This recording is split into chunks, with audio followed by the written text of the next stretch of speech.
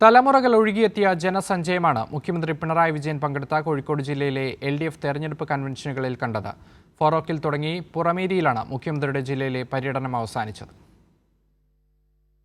10 വർഷം കൊണ്ട് നവകേരളത്തെ സൃഷ്ടിച്ച നാടിനാകെ പ്രിയപ്പെട്ട മുഖ്യമന്ത്രി എത്തിയതോടെ ബേപ്പൂർ ആവേശക്കടലായി. മുഖ്യമന്ത്രിയെ കാണാനും പ്രസംഗം കേൾക്കുവാനുമായി ഒഴുകിയെത്തിയവരിൽ ഭൂരിഭാഗവും സ്ത്രീകളായിരുന്നു. ഇടതുപക്ഷ വികസന രാഷ്ട്രീയത്തിന് പിന്തുണ അറിയിച്ചും വ്യക്തിവിദ്വേഷത്തിനും രാഷ്ട്രീയ വിരോധത്തിനും അടിക്കടി രാഷ്ട്രീയ കൂടുമാറ്റത്തിനുമെതിരായ ബേപ്പൂർ ജനതയുടെ കനത്ത താക്കീതുമായിരുന്നു LDF റാലി. ഈ നാട് കാലത്തിൻ്റെ മാറ്റത്തിനനുസരിച്ചുള്ള ഒരു പുരോഗതിയും നേടില്ല എന്ന ചിന്ത പൊതുവെ വ്യാപകമായിരുന്നു.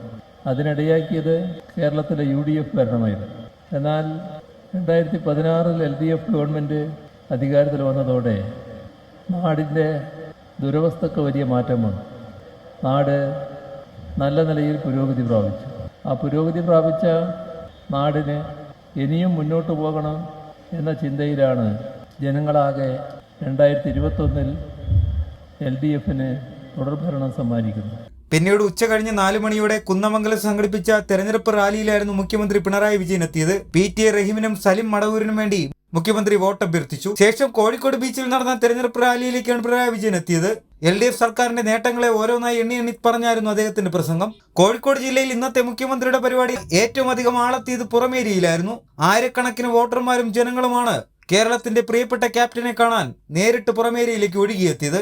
കൈരളി ന്യൂസ്, കോഴിക്കോട്.